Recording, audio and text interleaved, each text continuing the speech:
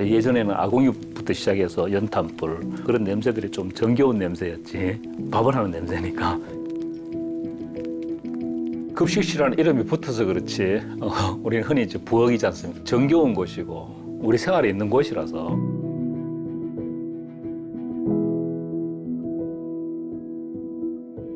좀 등잔밑이 어두웠다 그럴까요? 거기에 있는 유해인자를 좀 미처 생각을 못하거나 좀 무관심 있는 게 사실이죠. 설마 했지만 너무나 충격적이었습니다. 교육청에서 진행한 저설량 PET-CT를 찍고 이상 소견이 나와 재검을 진행했고 조직 검사를 하니 결과는 폐암이었습니다. 이토록 오랜 기간 학교 급식을 한 결과가 이렇게 되니 몸과 마음이 너무 힘이 듭니다. 우울증까지 와서 치료를 하고 있습니다. 정말 하늘이 무너지고 전 처음에 이제 폐 이상이 있었다 할 때 내가 뭐 잘못해서 그런가 내 문제라고 이렇게 생각을 했는데 돌이켜보고 또 생각을 해보고 뉴스 같은 것도 신문도 좀 보고 하니까 한 20년 넘게 근무를 하고 나니까 조금 아프고 해서 이제 건강검진이나 한번 하자 싶어서 병원에 갔는데 엑스레이 찍으니까 거기서 이상이 발견돼가지고 선생님이 CT를 한번 찍어보면 좋겠다. 그래서 발견이 된 겁니다. 내가 20년 동안 일한 게 대가가 이건가 조금 당황하고 억울하다는 생각도 들고 그랬어요.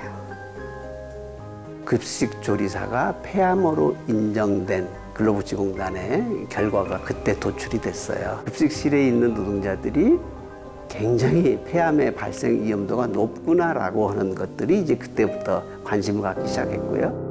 학교 급식 노동자 2만 4천여 명을 검진한 결과 31명이 폐암 판정을 받았습니다. 급식실 조리사들이 폐암에 걸리는 일이 잇따르고 있습니다. 학교 급식을 책임지는 조리사 8명이 폐암 진단을 받았습니다.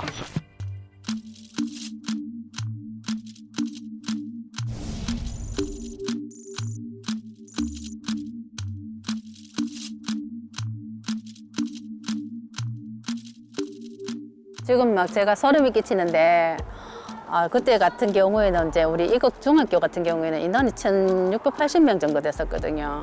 1인당 이렇게 계산을 해보니까 한 160에서 180명이 돌아가더라고. 튀김도 많이 하게 되고 막 양이 많잖아요. 그러면 막 그 빠른 시일 내에 빨리빨리 해내야 되고 하면은 막 열이 고온에서 열이 많이 올라오면서 그 기름 막 재료가 들어가면은 기름이 막 섞여서 우리가 많이 마셨죠.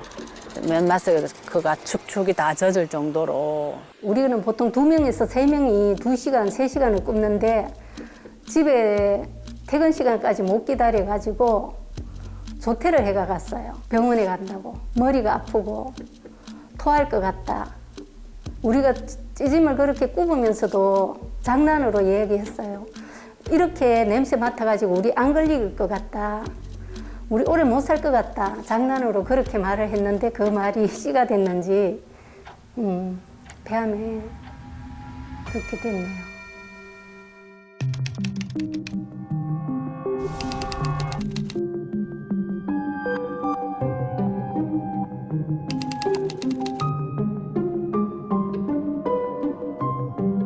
조리움을 제일 많이 얘기를 했습니다. 조리움이라는 게 우리가 흔히 이해하는 그 미세먼지로 이해를 해볼 수도 있는데요. 나노 단위의 매우 초미세 입자라고 이해를 하시면 되고요. 특히 그게 고온에서 기름을 사용하는 요리를 할 때 많이 배출되는 것으로 알려져 있습니다. 미세 입자 자체의 효과도 있겠지만 그에 붙어 있는 이제 여러 가지 독성 물질이 있거든요. 포르말데히드라든지 다완 방향족 탄화수소, 그로 인한 발암성을 포함해서 건강 문제가 생길 수 있는 것으로 이해를 하시면 되겠습니다. 국제암연구소에서 폐암에 관련돼 가지고 서피션트 증거가 충분한 그 유해 물질이 쫙 나열돼 있고요. 그다음에 리미티드 제한적이지만은 후보 물질들이 나열돼 있습니다. 그 중에서 이제 frying, emission from high temperature, 그러니까 고온의 조리 과정에서 이제 튀기는 거라든지 볶는 거라든지 등등의 프라이하는 그런 과정에서 발생되는 그런 조리흉이 폐암이 유발시킬 수 있다라는 가능성을 갖다가 제기를 했기 때문에 생각도 못 했죠. 예. 일 한다는 거 그거밖에 없었죠. 사실 시간 맞춰내야 되는 거. 배식 시간은 정해져 있으니까. 폐암 진단 받고 나니까 그때 전 부치고 할 때 막 기름을 많이 먹고 해서 그래서 그런구나 막 그런 생각이 자꾸 들더라고요. 네, 매일매일 전쟁 맞아요.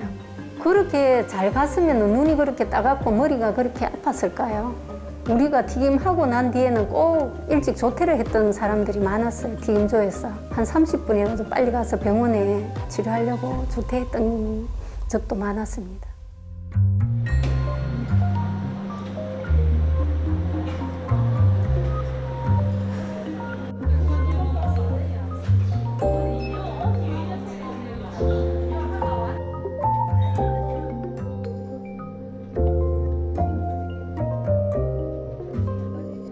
조리움과 폐암과의 관련성을 연구한 논문들에서 보면 일반적으로 조리움에 많이 노출될 경우 폐암의 발생 가능성이 높아지는 것이 확인이 되고요. 이러한 논문들을 총망라해서 이게 우리가 메타 분석이라고 하는데요. 그런 걸 실시한 논문에서도 이제 최종적으로 조리움에 노출이 많을수록 폐암 발생의 위험이 증가하는 것이 확인이 되고 있습니다. 지금 우리 폐암 환자 중에서 흡연하지 않는 여성 환자가 왜 이렇게 늘어나냐, 비흡연 여성 환자가 이렇게 늘어나느냐. 아마 우리 그 부엌에서 미세먼지랑 요리하는 에서 발생하는 그런 각종 유해 물질에 노출된 그런 결과가 아닌가라고 심증을 갖고 있죠. 그렇지 않고서는 이렇게 비흡연 여성 폐암이 이렇게 증가하기는 좀 설명이 안 되지 않느냐, 그런 측면입니다. 10년, 20년 이렇게 조리 기간이 길거나 그다음에 조리흉 농도가 높거나 그다음에 흉 제거 장치가 없거나 하는 경우에 폐암 발생 위험이 일관되게 높다고 알려져 있습니다. 일하면서 그분들이 농담 삼아 우리 이러다가 폐암 걸리는 거 아니야 라는 것을 농담 삼아 이야기하면서 일을 하는 구조예요. 하다못해 이제 집에서 밥 3끼 하는 우리에게도 뭐 고등어 구울 때 나오는 흉이나 미세먼지가 건강에 굉장히 안 좋다라는 뉴스를 들었을 때도 이것을 우리가 그러면 대량으로 음식을 하는 조리사분들, 조리원분들은 진짜 건강에 안 좋구나라는 걸 생각했었어야 되는데 그냥 태무심이 있었던 거죠. 최근에 보도되고 있는 이 통계는 사실은 밑에 깊숙이 가라앉아 있고 얼굴만 살짝 보여주는 정도의 수준이라고 생각을 합니다.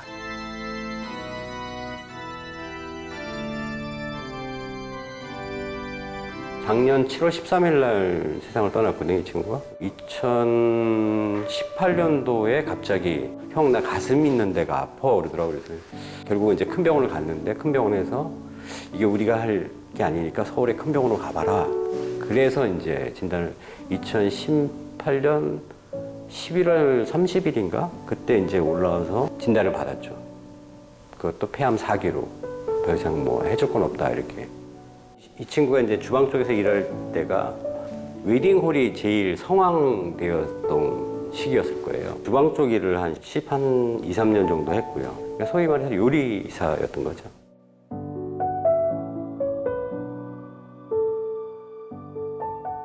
이 친구가 맨날 집에 와서 하는 얘기가 그 얘기였어요. 아, 나 몸에서 식용유 냄새가 안 벗어나는 것 같아요. 씻어도 계속 기름 냄새가 난다고. 튀기는 요리를 많이 했다고 해요. 왜냐하면 처음에 시작할 때 그 튀기는 요리가 되게 어렵기도 하고 그 다음에 윗사람들, 그러니까 좀 연배가 된 경력이 된 친구들이 그런 일을 잘 안 하려고 한대요. 몸에서 자꾸 냄새가 나고 그 다음에 이제 뭐 화상 같은 것도 이제 기름이 튀고 이제 당하니까 그래서 그 냄새 때문에 결국은 그만뒀어요. 그만 다니고 싶다.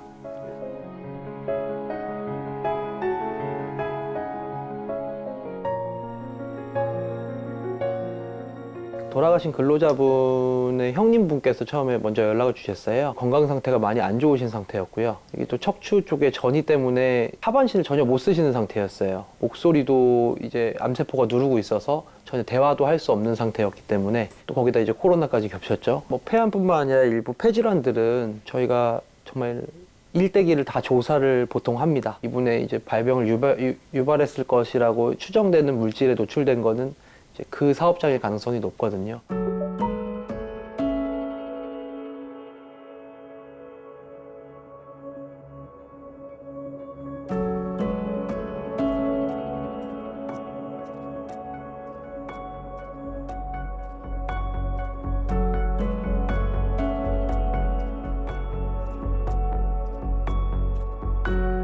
조리, 그러니까 그러니까 열을 이용을 해서 식재료를 조리하는 직업은 대부분 다 똑같이 이염성을 가지고 있다고 보면 됩니다. 주로 볶거나 튀기거나 굽거나 열을 이용을 해서 식재료를 재가공하는 작업을 하게 되면 이런 문제가 발생을 하게 됩니다. 이 친구가 그 회사를 다니면서 폐 기공도 좀 있었고 폐 결핵도 생겼었어요. 그러니까 그 폐 쪽에 안 좋은 병들이 자꾸 생긴 거죠. 폐흉이라 해서 뭐 구멍이 생긴 것도 있었고 참 힘들었겠구나 이런 생각이 들었어요. 그러니까 환기 시설이 있었어야 되는데 그런 게 전혀 되어 있지 않았었어요. 그리고 대부분 주방들이 지하에 있었어요. 그때 당시에는 선풍기나 아니면 선풍기가 없으면 창문을 열어둔가 이런 형태의 어떤 환풍만 했지 다른 것들은 찾아볼 수가 없었어요. 그러니까 후황이 있어도 돌리지 못했어요. 왜냐면 열기가 빠진다고.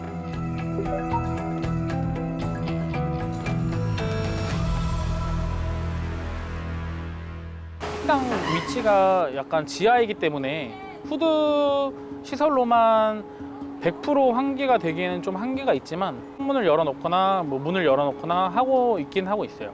볶음도 접해 있고 뭐 튀김도 접해 있고 이런 식으로 기름을 많이 사용하는 거나 뭐 열을 많이 사용하는 메뉴가 잡혀 있을 때는 아무래도 그 환풍기 시설이 돼 있다고 하지만 다 빠지지는 않는 그 공기가 뿌옇게 돼 있는 그런 상태에서 일을 할 때가 있긴 하죠. 이런 그 기업들에 대해서도 우리가 관심을 가질 때가 된 것 같아요. 식수 인원도 되게 많죠. 그리고 또 일하니까 막 팀 같은 것도 또 많이 만들잖아요. 그죠? 그리고 하루에 3끼를 줍니다. 그럼 이분들이 과연 안전하다고 할 수 있을까요? 튀김 요리가 그만큼 해롭다면 동네마다 있는 중국 음식점 우리 주방장님들은 어떻게 할까요? 거기에 보조하는 분들은 어떻게 할까요? 이 조리흉에 대한 연구가 어디에서부터 시작이 됐냐면요. 튀기거나 볶거나 굽는 요리를 어디서 가장 많이 하죠? 중국 요리입니다.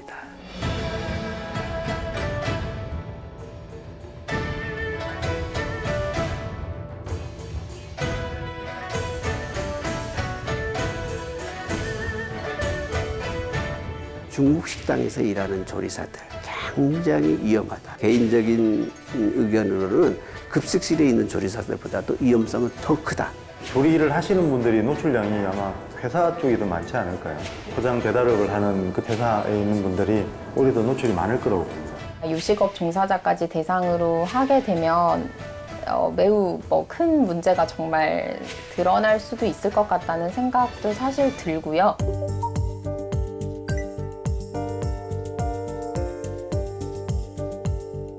조리흉의 발생 특성이 뭐냐? 무조건 조리한다 그래서 발생되는 게 아니라 중국식을 조리하는 데서 가장 취약한 문제가 있다라고 보는 거죠.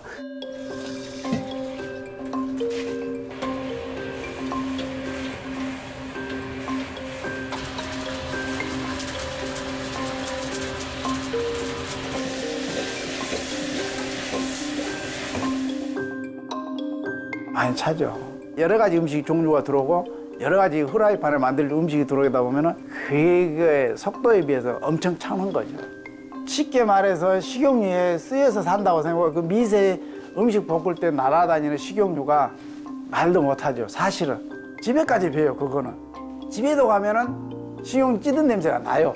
얼마만큼 난 미세한지는 모르겠어. 그런데 어마어마하게 날아다니나 봐요.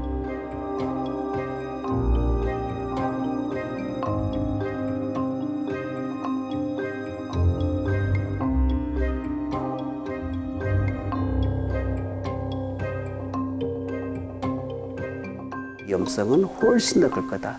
그러나 지금 아무런 조사가 되어 있지 않습니다. 이걸 어떻게 할 것인지는 우리가 사회적 관점에서 풀어야 될 중요한 문제라고 봅니다. 사회 전반적인 요식업 종사자들 중에서도 좀 고위험군을 발굴을 하고 이분들에 대해서도 좀 안내가 필요할 것 같다는 생각은 듭니다. 근데 이제 이런 분들은 뭐 회사가 있는 것도 아니고 뭐 노조가 있는 것도 아니고 그러니까 정보를 얻고 뭔가 체득하는데도 제한이 있는 건 사실이거든요. 제도권으로 다 끌어들여오는 게 필요할 것 같고요. 솔직히 말씀드리면 지금 당장은 저희가 이제 학교 급식실 대응을 하고 있는 거고 그러면서 저희가 요식업도 문제가 될 수 있겠다.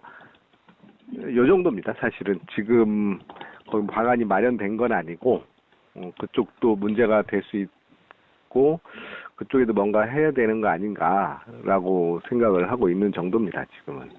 지금 현재로서는 이제 교육부 그 단체 급식실 문제가 지금 아직 다 해결이 안 된 상황이고 그거 관련해서 검진이라든가 뭐 이런 환기 관련해서 또 아직 기준이 확정이 안 돼가지고 그게 좀 확정이 좀 되면은 그거를 일반 상업시설에도 확대 적용해야 되지 않을까 뭐 그런 정도 생각을 하고 있습니다. 아쉬운 부분이죠. 아쉬운 부분입니다. 그래서 우리가 미세먼지와 관련해서 전 사회적으로 관심이 높아지는 것이 벌써 수년 전이고 더구나 코로나처럼 이제 공기 중으로 이제 전파되는 어떤 여러 가지 문제로 인해서 공기의 질에 대해서 굉장히 이제 우리가 이제 관심을 기울이는 사회가 되었음에도 불구하고 공기의 질과 밀접한 관련이 있는 환경에서 일하는 조리원이나 조리사분들에 대해서는 어떠한 기준도 세워져 있지 않다라는 것에 대해서 사실은 많이 아쉬운 부분이죠. 지금이라도 그 기준을 세워서 그 기준에 맞는 환경에서 노동자들이 건강하게 일할 수 있도록 만드는 것이 더욱 중요하다고 생각을 합니다.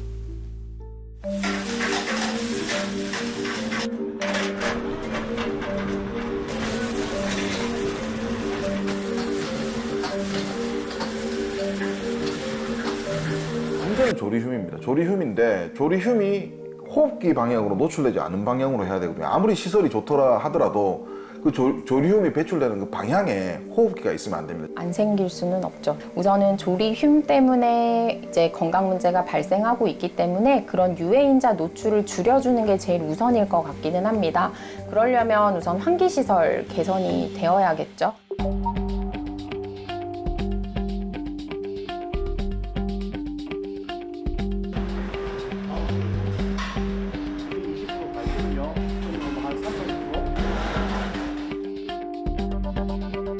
예전에는 뭐 저 귀뚝 가운데 하나, 2개 정도 입구가 있었어요. 근데 지금은 이제 길 방향으로 거의 전체를 다 컵입구를 설치해갖고 저기도 잘 빨리고 여기도 잘 빨리게 그렇게 설치를 했고요. 컵입구가 가능하면 벽 쪽으로 붙게 만들어서 작업자가 여기서 일을 하고 있을 때 기류가 오염 공기가 벽 쪽으로 가버리도록 그렇게 설계를 해서 설치를 했습니다. 이 조리실 안에 공기 자체가 전체적으로 조리실을 다 오염을 시켰다고 보면 되거든요. 근데 지금은 엄청 위로 그냥 서로시 이렇게 올라간다는 그 느낌을 많이 받습니다.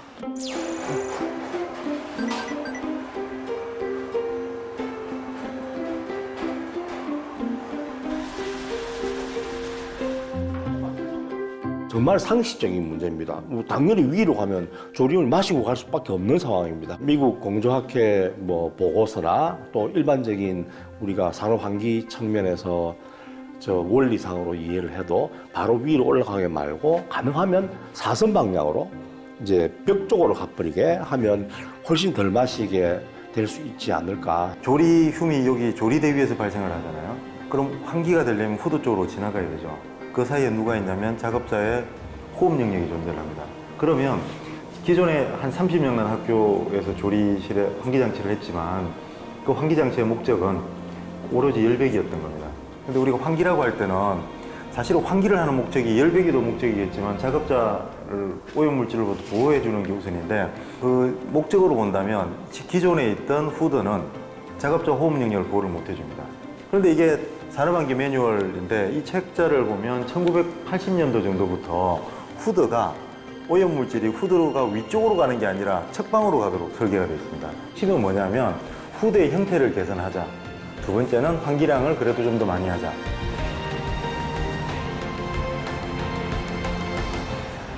일정 규모 이상에는 강제할 수 있는 법적 제도가 만들어져야 될 거고 두 번째 작은 소상공인한테는 홍보가 되면서 지원을 해줘야 되겠죠.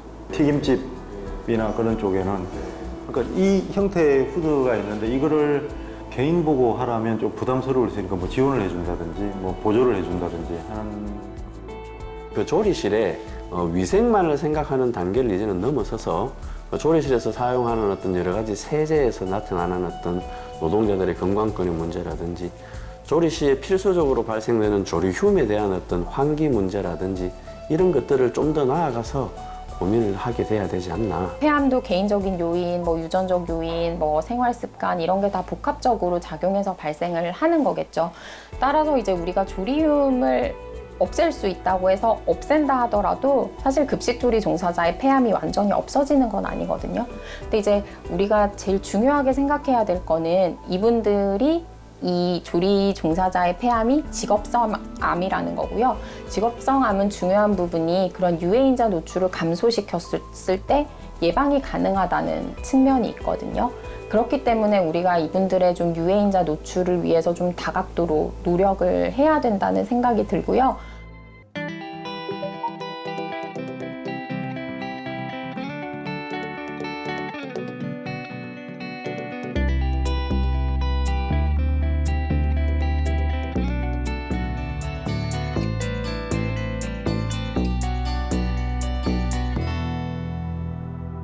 항암 치료는 최소 뭐 3개월에서 이렇게 나왔는데 출근 날짜는 좀 딱 오고 사실 또 걱정도 되고 그래요. 지금 불안해요. 지금 막 거기 다시 어떻게 들어가지 싶은 생각에 일은 하고 싶은데 들어가서 이게 뭐 재발이라도 하면 어떡하지 이런 마음도 생기고 트라우마가 있을 것 같아요. 튀김을 한다든지 전을 하면은 또 이게 폐에 나쁘지 않을까.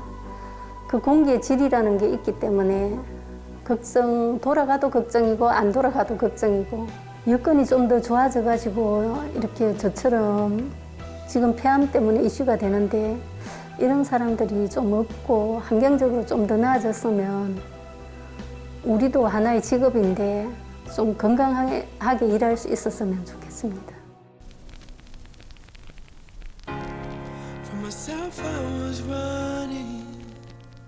옛날 노래 들을 때 뭐 신해철이 노래나 동물원 노래, 예. LP판들이 있어요. 붙인 거 뭐.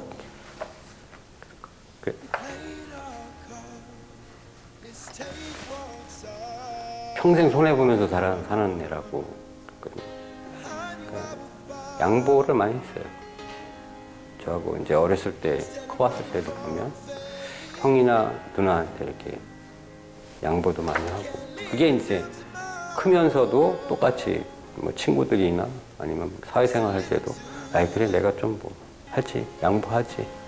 그래서 항상 손해보면서 살았던 것 같아요. 조금 더 빨리 변했으면 좋겠어요. 많이. 그러니까 많이라는 게 이제 많이 그 어떤 범위를 얘기하는 게 아니라 그 조금 더 속도를 좀 내서 좀 빨리 변해줬으면 좋겠어요.